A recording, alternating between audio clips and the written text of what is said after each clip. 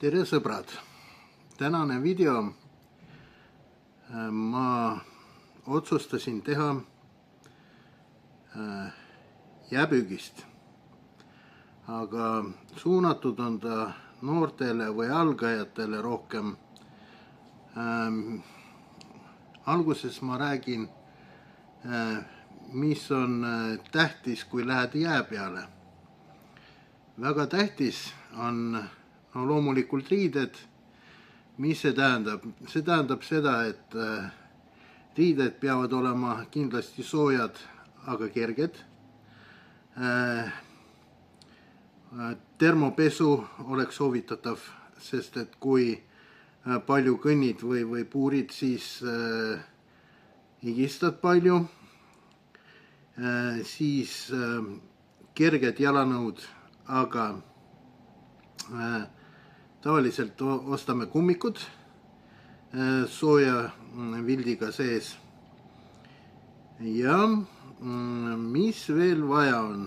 Vaja on kindlasti puuri.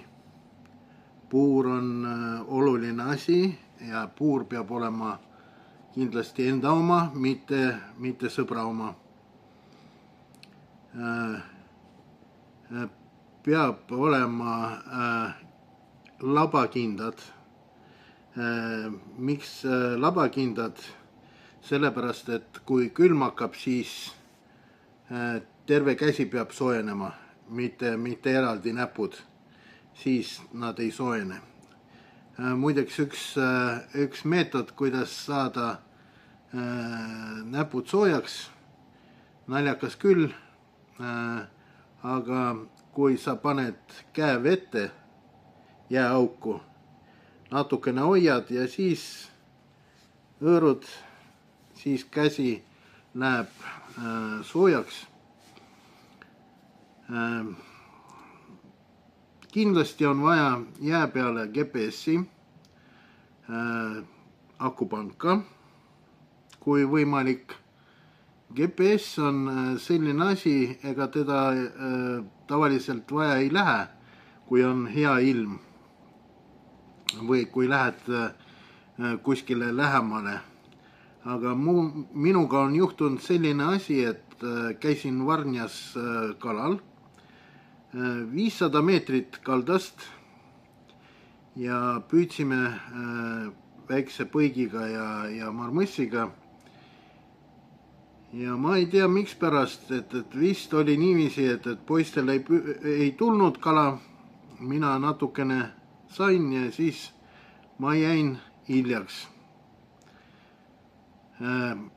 Poisid läksid ära, sõbrad läksid ära ja mina jäin üksinda jää peale. 500 meetrit, mis seal minna on? Pool kilomeetrit. Kallas on näha, majad on lähedal. Ja järsku muutus temperatuur, tekkis udu, läks külmemaks, aga tekkis udu ja siis kallast ei olnud näha. Hakkab pimedaks minema, mul oli veel, siis oli nuputelefon ja siis helistan sõpradele, et vilgutage tulesid, ei näe. Mida teha? Istun, ootan. Ja siis mul tuli meelde, et kui pimedaks läheb, siis kaldas hakkavad koerad haukuma tavaliselt.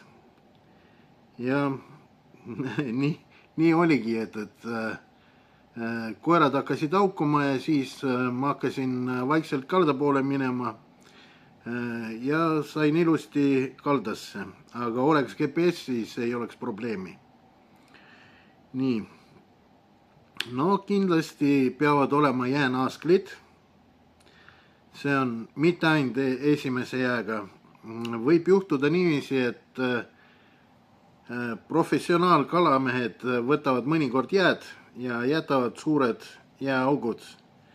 Ja sinna võib sisse kukkuda isegi, kui on meetrine jää. Et seda peab arvestama ja jäänasklid peavad olema. Noh, soovitatav tagavarariided või tagavara sokid või midagi sellist, mis saab, kui märjaks saad, siis vahetada jää peal. Võib olla kaasas ka nöör. Ükskord isegi kalastusringiga läksime jää peale ja mul oli nöör kaasas ja siis aitasime selle nööriga tõmmata motokoera välja. Ja igasuguseid asju võib juhtuda, et nöör on vajalik. Nii, kui algaja kalamees peab teadma, et kui sa lähed jää peale, siis on soovitatav minna seal peale, kus on puhas jää. Kõrgetest ei tasu minna. Mul oli selline juhus, et püüdsime Keeri järve peal ja ühel mu tuttaval tuli vetsuhäda. Mida teha, rahvast palju ja kaldasse kaugele minna ja ta läks kõrgetesse ja tulemus oli teada. Tagasi ta tuli märg, et kukkus läbi ja koju minek. Et olge ettevaatlikud, kõrgetest läbi minna on väga ohtlik. Nii, järgmine video ma teen ülevaate ja soovitan, mis lantidega ja kuidas püüda Peipsi peal ja väikestel järvedel, aga praegust vist on selline informatsioon, millega ma olen rahul ja lõpetan selle video. Kui on küsimusi või keegi tahab enda kogemust jagada, kirjutage, laikige, jagage, et äkki kirjutab keegi juurde midagi kommentaarides, et ootame jääd.